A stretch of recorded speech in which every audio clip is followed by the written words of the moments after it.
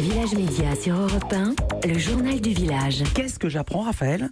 Ce journal aujourd'hui est à la fois historique et numérique. Ah oui, c'est possible. Car l'actu média aujourd'hui est sans culotte, enfin dans le sens révolutionnaire du terme.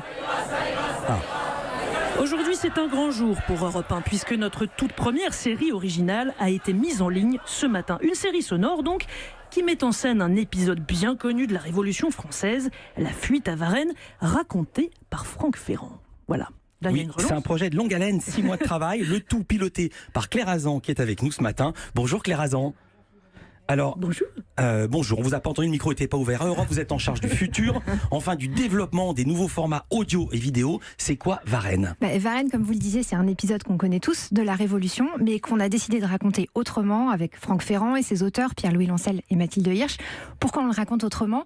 Parce qu'en fait, quand on regarde cette histoire, en fait, il y a plein de rebondissements, il y a un suspense dingue qu'on pourrait utiliser aujourd'hui dans une série contemporaine. Je vous le raconte en quelques mots.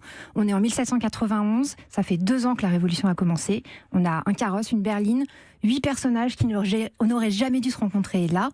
Ils vont survivre à la Révolution, mais seulement 2 d'entre eux. Et vous avez 8 épisodes pour deviner lesquels. Chaque épisode, c'est le point de vue d'un des personnages. Alors il y a le roi Louis XVI, la reine Marie-Antoinette, mais il y en a d'autres. Je vous propose qu'on écoute un extrait. Là, on est dans la tête de Jérôme Pétion. C'est un révolutionnaire radical.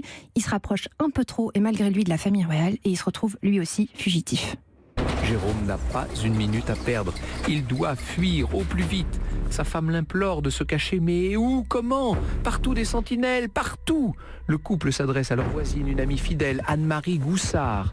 Elle parvient à trouver pour Pétion un déguisement, une redingote de garde nationale, avec une paire de bottes et une perruque de jacobin. Allez, rue Croix des Petits Champs, je connais une lingère qui pourra vous cacher. À la nuit tombée, Jérôme sort à la dérobée. Arrivé rue Croix des Petits Champs, il frappe à la porte indiquée par la voisine. La lingère lui ouvre, Pétion va pouvoir rester là plusieurs jours. Alors, est-ce que vous avez reconnu cette petite voix qui chuchote ? Je le sais, Ouais, mais dites-le. C'est Anne Roumanoff, parce que tous les personnages de l'histoire sont incarnés par des voix connues ou moins connues de la station. Tous ces épisodes, vous allez pouvoir deviner qui joue qui. Tous les épisodes, vous les retrouvez en exclusivité sur europe1.fr et sur toutes les plateformes de podcast. Merci beaucoup Claire Azan, et tout ceci est en ligne dès ce matin. Philippe Vandel, vous n'allez pas vous en tirer comme ça.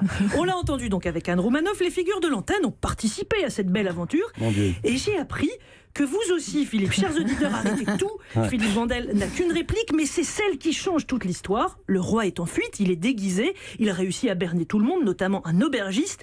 Sauf qu'un maître de poste, Jean-Baptiste Drouet, reconnaît le roi. On écoute ça, je réclame le César de meilleur second Les rôle s'apprêtent pour à Philippe rendre Vandel. leurs documents aux voyageurs et à les laisser poursuivre leur route. Mais Drouet, lui, insiste. C'est le roi, c'est sa famille. Et si vous les laissez passer, vous serez coupable de trahison. Ouais, j'adore, bien, c'est du bonbon. Je crois que je suis le mec qui joue le plus mal. Merci beaucoup Claire Azan, merci Raphaël Bayet.